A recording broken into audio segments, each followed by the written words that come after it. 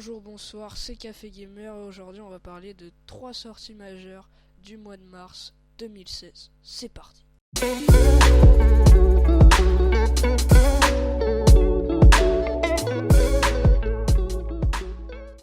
En première position, Hitman. Hitman, c'est quoi? C'est un classique du jeu vidéo d'infiltration.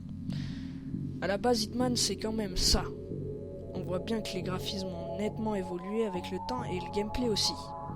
Plus de possibilités, plus de fluidité dans les déplacements, les IA sont plus intelligentes et les armes sont diverses et variées.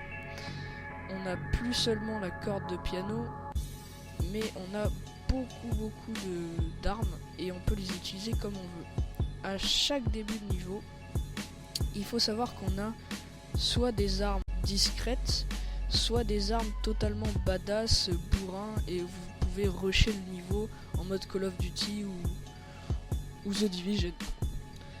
Malgré tout ça, le jeu sera séquencé et je trouve pour moi c'est un défaut. Donc il faudra attendre un mois pour jouer à la suite du jeu et en fait ça stoppe l'action du jeu, je trouve, et vraiment je trouve pas ça super, mais bon. Bref, le jeu se passe de Paris au Japon, on nous fait quand même voyager un max et les décors sont hyper bien réussis. Mais bon voilà, la technique de vente, je pense, ne portera pas ses fruits, ou peut-être, c'est à voir. Mais sur un jeu de ce style, il aurait mieux fait de réunir cela en un opus qui mettrait tout le monde d'accord d'un point sur la durée de vie du jeu et sur le temps qu'il faudrait attendre entre chaque épisode qui est vraiment très long, un mois. Après, Square Enix a peut-être eu une idée de génie avec ce nouveau concept de vente et ça peut être maîtrisé à la perfection avec par exemple des fins magnifiques qui nous poussent à acheter les autres épisodes ou des rajouts de gameplay d'armes et d'autres petites choses comme celle-ci à voir à la sortie.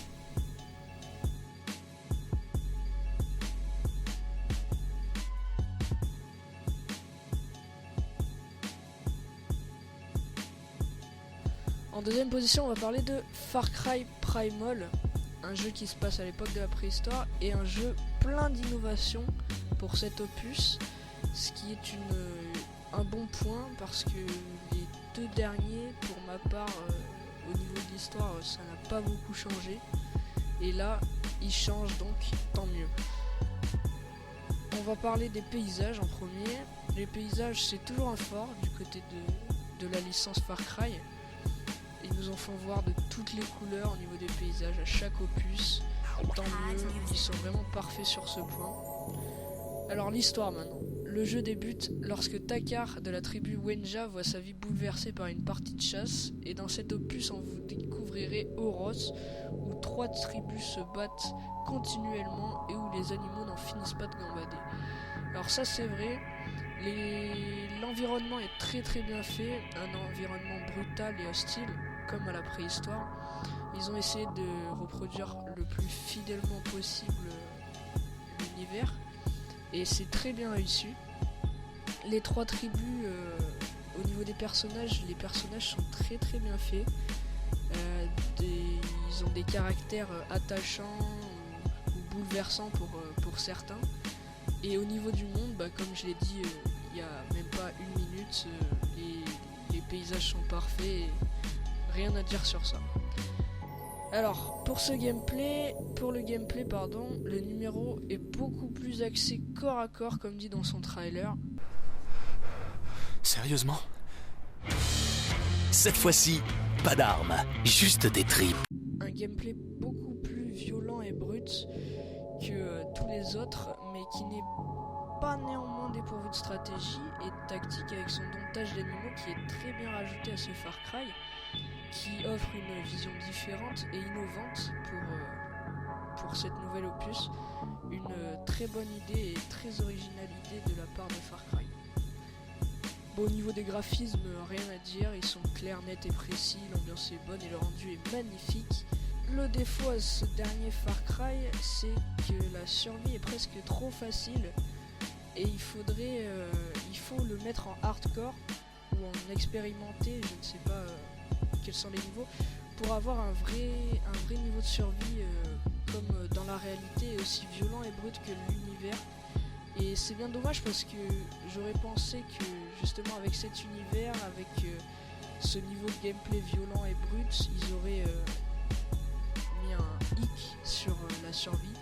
Et c'est dommage, faut le mettre en hardcore. Donc, après c'est à vous de voir si vous êtes plus penché facilité ou hardcore, bref.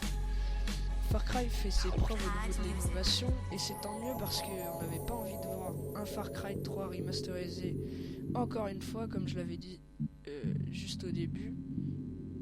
Donc il est déjà sorti et c'est une sortie majeure de ce mois de mars, du coup j'ai voulu en parler.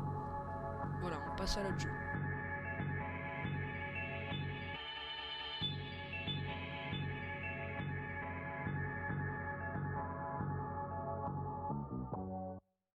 Et pour finir, Tom Clancy's The Division, encore un nouveau jeu de Tom Clancy qui nous font plaisir, et encore un jeu de Ubisoft. Donc sur cette analyse, par contre, je m'appuie sur mon expérience personnelle. Donc j'ai joué à la bêta ouverte, j'ai pas pu participer à la bêta fermée, malheureusement parce que tout simplement j'avais pas précommandé.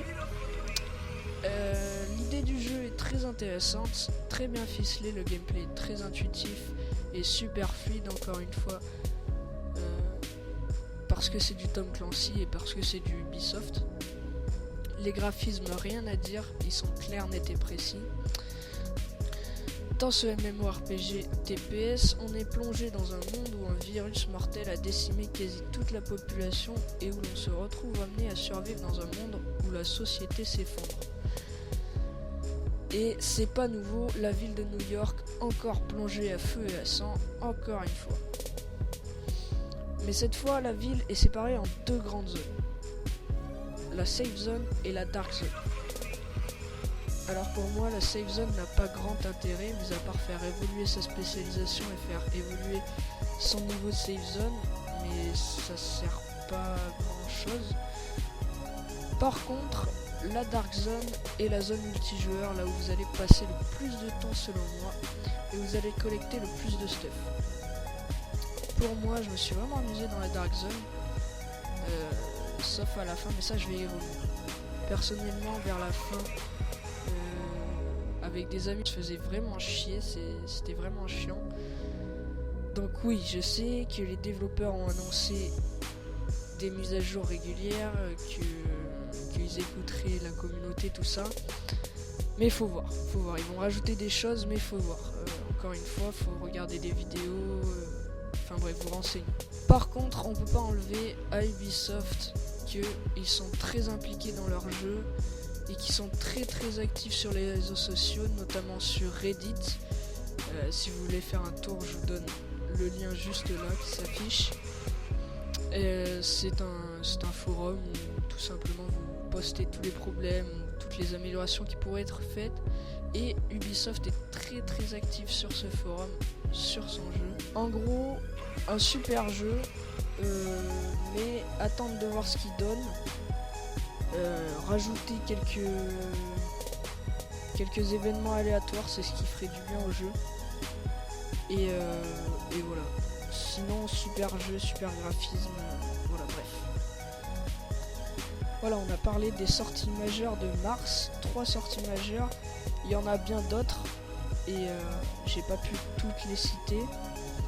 Mais voilà, 3 sorties majeures qui vont faire frémir vos consoles ou vos PC. En tout cas, j'espère que vous avez aimé la vidéo. Si c'est le cas, mettez un pouce bleu et sur ce, ciao, c'était Café Gamer.